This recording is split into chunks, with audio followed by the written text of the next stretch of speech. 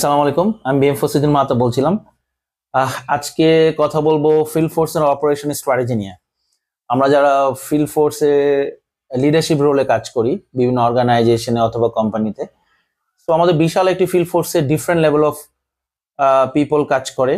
তাদের different responsibility এবং competency থাকে। সো তাদেরকে ম্যানেজ করার জন্য যদি সিঙ্গেল স্ট্র্যাটেজি ড্রাইভেন কোনো স্ট্র্যাটেজি আপনি তৈরি করে রাখেন, সেক্ষেত্রে আপনার ব্যর্থ হওয়ার সম্ভাবনা খুবই বেশি। তো বিভিন্ন মানুষের সাইকোলজি, তাদের হিউম্যান স্ট্রাকচার সাইকোলজি অথবা তাদের নেচার, তাদের ডেলিভারি বিভিন্ন রকম, এটাই স্বাভাবিক। তো এখানে ইমোশনাল ইন্টেলিজেন্স অনেক গুরুত্বপূর্ণ একটি বিষয়। অবশ্যই আপনাকে খুব ভালো করে জেনে নিতে হবে আপনার টিমে অ্যাজ এ টিমমেট হিসাবে বা অ্যাজ এ কলিগ হিসাবে আপনার সাথে যারা কাজ করছেন তারা তাদের সাইকোলজিটা রিড করার মতো ক্যাপাসিটি আপনার থাকতে হবে। সো অনেক ধরনের ডাইভার্স সাইকোলজির, মেন্টালিটির বা মাইন্ডসেটের বা গোল ওরিয়েন্টেড টিমমেট আপনার থাকতে পারে। সো প্রত্যেক এই ধরনের ডাইভার্স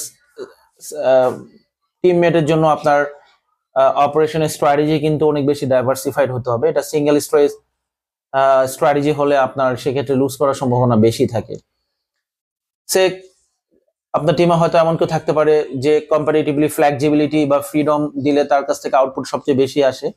সেক্ষেত্রে অবশ্যই তাকে ফ্লেক্সিবিলিটি এবং কম্পারেটিভ ফ্রিডম তাকে আপনি দিতে হবে। সো তার সাথে খুব বেশি ওভার মাইক্রো ম্যানেজমেন্ট করে বেসিক্যালি লাভ নেই।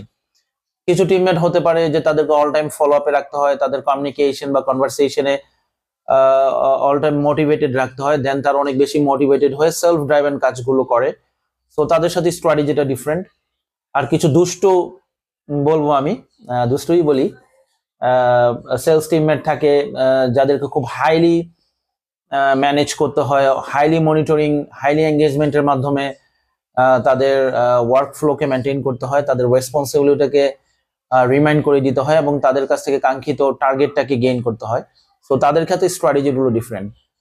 সো ডিফারেন্ট টিমের ক্ষেত্রে স্ট্র্যাটেজি ডিফারেন্ট হবে। কখনো একটা সিঙ্গেল স্ট্র্যাটেজি পুরো একটি টিম অপারেট করাটা আসলে সম্ভব না। তো এইটা ফিল্ড ফোর্স অপারেশনের জন্য খুব বেশি ইম্পর্টেন্ট। আমরা যারা সেলস লিডারশিপে কাজ করি অবশ্যই এই ডাইভার্সিফাইড অপারেশনাল স্ট্র্যাটেজি নিয়ে আমাদের খুব বেশি সতর্ক এবং খেয়াল রাখতে হবে। ধন্যবাদ সবাইকে।